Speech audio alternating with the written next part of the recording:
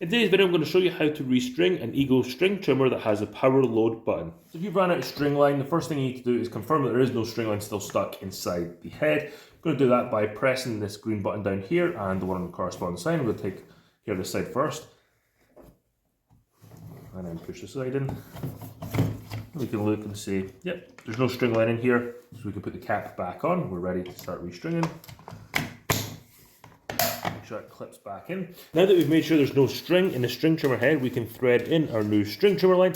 I like to use 0.080 string trimmer line. I use this on all my string trimmers and I feel like this is the best value for money on string trimmer that I'm using. All you need to do is thread this through one of these eyelets, either on this side or on the other side.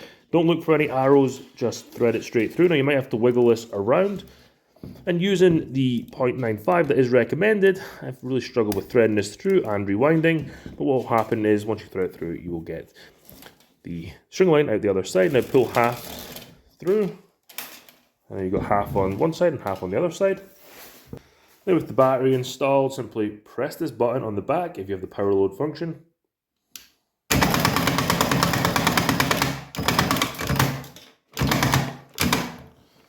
If you're having trouble with getting the string trimmer line to rewind back into the spool, make sure to let this cool down after a while. You don't want to keep on pressing this button over and over again until this starts to get really hot. Let it cool down and then try again. And as I said, the 080 line threads better and it rewinds better in my opinion. But that's how to rewind the string trimmer line on this Ego string trimmer with the power load technology.